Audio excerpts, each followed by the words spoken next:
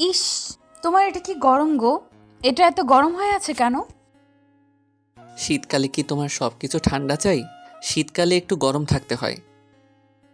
গরম লাগবে সেটা ঠিক আছে, তাই বলে এত গরম? মনে হচ্ছে আগুন হয়ে আছে এটা। গতকাল ঠান্ডা ছিল তবে বকেছো তো তাই আজকে গরম।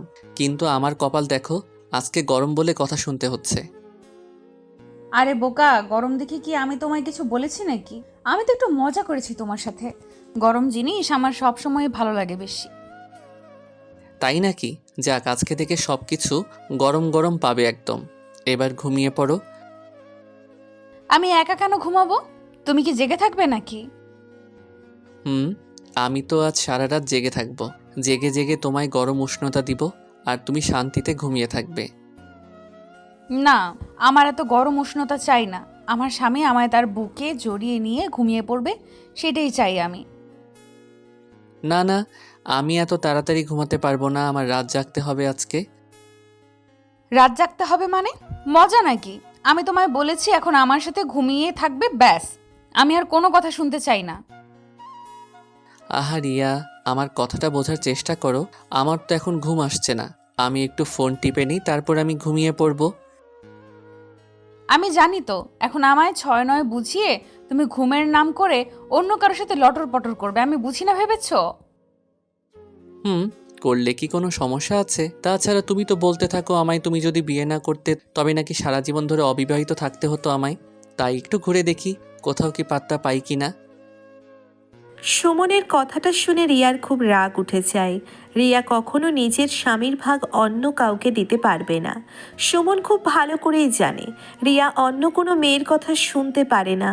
রিয়া অন্য কোনো মেয়ের কথা সুমনের মুখে শুনলে কষ্ট পায়, তবুও সুমন ঠিক সেই কাজটাই করে। রিয়া সুমনের কথার বিপরীতে কোনো শব্দ করল না। সুমনের বিপরীত দিকে মুখ করে নিয়ে চোখ বন্ধ করে ফেলল রিয়া। রিয়া সুমনের দিক থেকে মুখ ঘুরিয়ে নিতেই সুমন মুচকি একটা হাসি দিল। আলতো করে রিয়ার কোমরের উপর হাত রাখতেই রিয়া কেঁপে উঠল।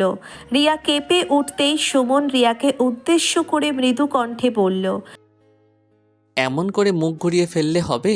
আমার সাথে একটু ফেস টু ফেস কথা বলতে হবে। আমার সাথে কোনো কথা বলতে হবে না, তুমি তোমার কাজটা করো। যেখানে কথা বলে তোমার লাভ হবে। আমার লাভ হবে তো তোমার সাথে কথা বললে। তুমি ছাড়া আমি কার সাথে কথা বলবো? আমার সাথে কিসের কথা? আমার সাথে তোমার কোনো কথা নেই। আমি তোমার সাথে কোনো কথা বলতে চাই না। আমি তো তোমাকে ছাড়া আর কারোর সাথে কথা বলবো না। আমি তোমাতেই আসক্ত। হয়েছে, আর নাটক করতে হবে না, আমি জানি তুমি কিসে আসক্ত। রিয়া কথাটা বলতেই নিজের কোমরের উপর থেকে সুমনের হাতটা সরিয়ে দিল। রিয়া নিজের কোমরের উপর থেকে সুমনের হাতটা সরিয়ে দিতেই সুমন রিয়ার কোমর জড়িয়ে ধরে শক্ত করে। সুমন রিয়ার কোমর শক্ত করে জড়িয়ে ধরতেই রিয়া সুমনকে উদ্দেশ্য করে শক্ত গলায় বলতে লাগলো, কি হয়েছে? হাত সরিয়ে দেওয়ার পরও তুমি আবারও আমায় স্পর্শ করছো কেন? উফ, তুমি কি এখন আমার সাথে এমন করবে? মানে আমি একটু মজা করেছি বলে এখন দোষ হয়ে গেছে? মজা? তুমি জানো এই কথাটা আমি সহ্য করতে পারি না, তারপরও তুমি এইসব কথা বলে আমায় আঘাত করো।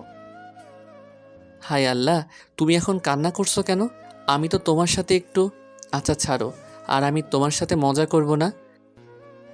আমি মজা করতে বারণ করিনি, আমি বলেছি আমার সাথে ওইসব বিষয় নিয়ে কথা বলবে না, তারপরও তুমি আমার সাথে এই বিষয়টা নিয়েই মজা করছো। আমি তোমার সাথে আর এসব বিষয় নিয়ে মজা করব না সোনা। এই শেষবার, সরি। এখন কি ঘুমাবে নাকি জেগে থাকবে? ঘুম তো আসছে না। চলো গল্প করি দুজনে মিলে। সমস্যা আছে গল্প করলে? না, সমস্যা নেই। আমার তো এখন ঘুম আসছে না, গল্প করতে চাইলে করতেই পারি। রিয়া কথাটা বলতেই বিছানা থেকে উঠে বসল। রিয়া বিছানা থেকে উঠে বসতেই সুমন রিয়ার কোলের উপর মাথা রাখল। রিয়া নিজের স্বামীর মাথার উপর নিজের হাত রেখে আলতো করে হাত বুলিয়ে আদর করতে লাগলো। রিয়া নিজের স্বামীর মাথায় হাত বুলিয়ে দিচ্ছে আর সুমনের দিকে তাকিয়ে আছে। সুমনকে যত দেখে রিয়া তত যেন মুগ্ধ হয়ে যায়। সুমনের দিকে তাকিয়ে নিজের বুকের মাঝে একটা শান্তি খুঁজে পায় সে। রিয়ার এমন এক দৃষ্টির চাহনির মানে সুমনের কাছে অস্পষ্ট। সুমন জানে না এই চাহনির মানে কি। সুমন রিয়ার চাহনির মানে বুঝতে না পেরে রিয়াকে উদ্দেশ্য করে কৌতূহলী কণ্ঠে বলল, এমন করে তাকিয়ে আছো কেন, কি হয়েছে? কিছু না, আমি আমার লাইফে সুপারস্টারকে দেখেছি, তাই তাকিয়ে দেখছি। কে সুপারস্টার? আমায় দেখতে দেখা যায় ভিলেনের মতো, আমি কি করে সুপারস্টার হলাম? সেই সব কি আর তুমি বুঝবে বলো? আমার চোখে তুমি সবসময় সুপারস্টার ছিলে, আছো, আর সবসময়ই তাই থাকবে। ও মা, আমায় এতটা ভালোবাসো তুমি? ইস, আমায় দেখো, আমি তোমার ভালোবাসা একটু বুঝতে পারি না। কেন বুঝতে পারো না? আমার ভালোবাসা বুঝতে হলে কি আর অপেক্ষা করতে হয় নাকি? হুম, চাইলেই বোঝা যায়। আর আমি জানিও তুমি আমায় খুব ভালোবাসো, কিন্তু কথা তো হচ্ছে তুমি আমায় একটু কাছে টেনে নাও না, সব সময় দূরে দূরে রাখো আমায়। আমি তোমায় কখন নিজের থেকে দূরে রাখলাম?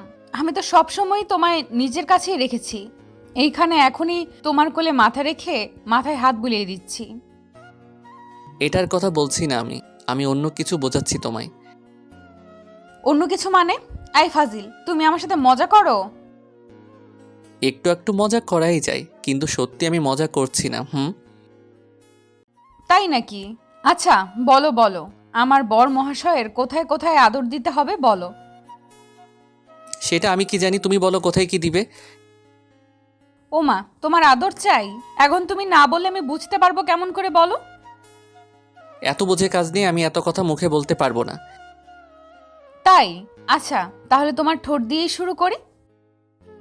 রিয়া কথাটা বলতেই সুমনের ঠোঁটের দিকে দৃষ্টিপাত করল। সুমনের গোলাপি রঙের ঠোঁটজোড়া দেখে রিয়ার ঠোঁটের কোণে মুচকি হাসির উদয় হলো। রিয়ার খুব প্রিয় হলো সুমনের এই ঠোঁটজোড়া। রিয়ার দেখা অনেক ছেলের মাঝে প্রায় সবার ঠোঁটই কালো, শুধুমাত্র এই একটা মানুষ যিনি গোলাপি রঙের ঠোঁটের মানুষ, সে আর কেউ না, রিয়ার স্বামী। রিয়া আলতো করে নিজের চোখ বন্ধ করে সুমনের ঠোঁটের দিকে নিজের ঠোঁটজোড়া এগিয়ে দিল। রিয়া সুমনের ঠোঁটের দিকে এগিয়ে যেতেই সুমন আলতো করে রিয়ার কোমরের উপর হাত রাখল। সুমন রিয়ার কোমরের উপর হাত রাখতেই রিয়া সুমনের ঠোঁটের সাথে নিজের ঠোঁটজোড়া লেপটে নিল। সুমন রিয়ার ঠোঁটের পরশ পেয়ে পাগল হয়ে উঠল। এক উন্মাদনা সৃষ্টি হয়ে গেল সুমন আর রিয়ার মাঝে। সুমন রিয়ার ঠোঁটে কিছু সময় চুমু খেয়ে আলতো করে তারা একে অপরের ঠোঁটজোড়া ছেড়ে দিল। রিয়া সুমনের ঠোঁটজোড়া ছেড়ে দিতেই সাকিব ভ্রুকুচকে রিয়াকে উদ্দেশ্য করে বলল, কি হলো, তুমি এমন করে ছেড়ে দিলে কেন? তবে কি করব, সারা রাত ধরে থাকবো? ধরে রাখলে কি খুব বেশি পাপ হয়ে যেত নাকি? পাপ কেন হবে? পাপ তো হতো না, শুধুমাত্র আমি টপকে যেতাম আর কি। তুমি টপকে যেতে মানে?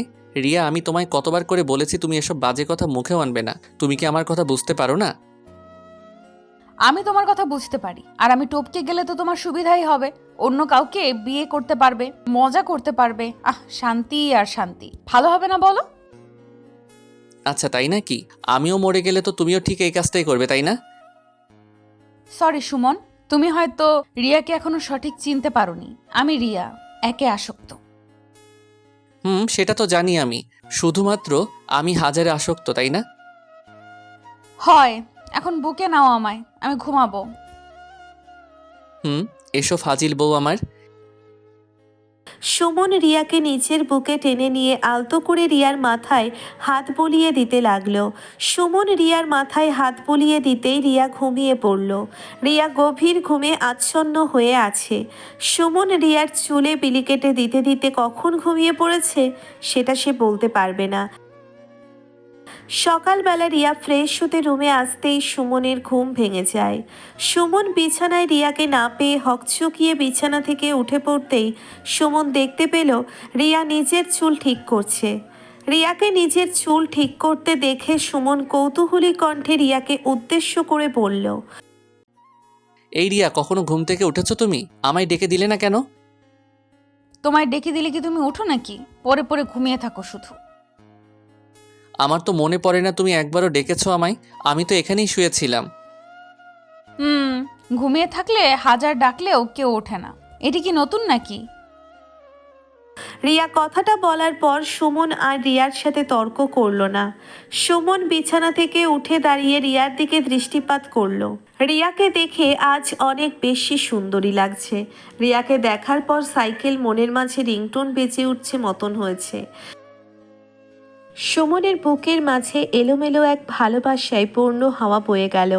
সুমন এই এলোমেলো ব্যাকুল বাতাসের ডাকে সাড়া না দিয়ে থাকতে পারল না। সুমন ধীর পায়ে এগিয়ে চলে যায় রিয়ার কাছে। পেছন থেকে আলতো করে রিয়াকে জড়িয়ে ধরল সুমন।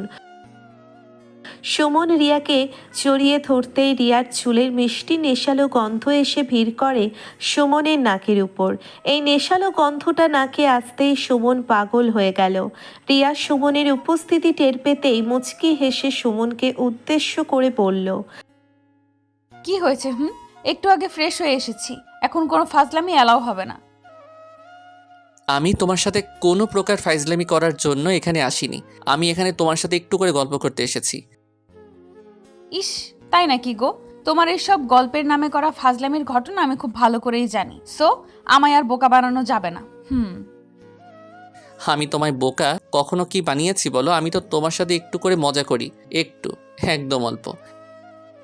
ঢং দেখে আর বাঁচি না। আমি তোমায় বারণ করেছি আমার সাথে ফাজলামি করতে। না মানে না, আমি আর কোনো কথা শুনতে চাই না। এমন করে নিজের স্বামীর সাথে বলি, একটু কি আমার জন্য মায়া হয় না তোমার? মোটেও হয় না। আর তোমার জন্য আমার মায়া কেন হতে যাবে? আমি তোমায় বারবার করে বলে দিয়েছি আমার সাথে ফাজলামি করবে না। সো নো ফাজলামি। রিয়া কথাটা বলতেই সুমনের সামনে থেকে উঠে দাঁড়ালো। রিয়া সুমনের সামনে থেকে উঠে দাঁড়াতেই সুমনের মুখটা শুকিয়ে কুঁচকে গেল। সকাল সকাল সুমন কত আশা করে এসেছিল রিয়ার কাছে, এই ভেবেছে রিয়া তাকে একটু করে আদর দিবে, কিন্তু তার হলো কোথায়? রিয়া তো সুমনকে সাপ সাপ অপমান করে তাড়িয়ে দিল। রিয়া সুমনের সামনে থেকে চলে যেতেই সুমন একটা দীর্ঘশ্বাস ফেলে ফ্রেশ হয়ে নিয়ে নিচে নাস্তা করতে আসে। নাস্তার টেবিলে আগে থেকেই রিয়া বসে আছে। সুমন নাস্তার জন্যে আসতেই রিয়া সুমনকে উদ্দেশ্য করে বলল, এতক্ষণ সময় লাগে তোমার? আমি সেই কখন থেকে তোমার জন্য অপেক্ষা করছি। আমার জন্য এত অপেক্ষার কি আছে? আমি আমার সময় মতো এসে খেয়ে চলে যাব। ও মা, তাই? কি হয়েছে কি আমার দুষ্টু বরটা? হঠাৎ করে এমন করে রেগে গেল কেন আমার ফাজিল বর? আমি কারোর উপর রেগে যাইনি, আর না আমার কারোর উপর রাগ করার কোনো অধিকার আছে। আমি তো এই সংসারের চিনির বলদ, আর কি। ও মা, তোমাকে আবার চিনির বলদ বললো কে?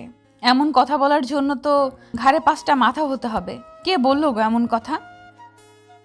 কাউকে কেন বলতে হবে? আমি নিজেকে নিজেই বলছি এই কথা। এখন বেশি কথা বলো না, আমায় খাবার দাও, আমি খাবার খেয়ে চলে যাই। সুমন কথাটা বলতেই নিশ্চুপ হয়ে খাবার মুখে তুলল। সুমনের যে মন খারাপ সেটা রিয়া বুঝতে পারছে, আর পারবে নাই বা কেন। নিজের স্বামীর সাথে তো আর দুদিনের সম্পর্ক না, তার অনেক দিনের সম্পর্ক। আর এই সম্পর্কের ভিতর থেকে সুমনকে খুব ভালো করেই জানতে পেরে গেছে রিয়া। সুমন খাবার শেষ করে নিজের রুমে চলে যেতেই রিয়াও সবকিছু গুছিয়ে নিয়ে রুমে চলে যায়। রুমে গিয়ে রিয়া দেখতে পেল সুমন বিছানায় শুয়ে আছে। সুমনকে এমন করে বিছানায় শুয়ে থাকতে দেখে রিয়া মুচকি হেসে সুমনের দিকে এগিয়ে গিয়ে আলতো করে সুমনের বুকের উপর হাত রাখল। রিয়া সুমনের বুকের উপর হাত রাখতেই সুমন হকচকিয়ে উঠে রিয়াকে উদ্দেশ্য করে বলল, কি আমার রুমে এসে আমার সাথে এমন করছো কেন তুমি? আমি কেমন করালাম?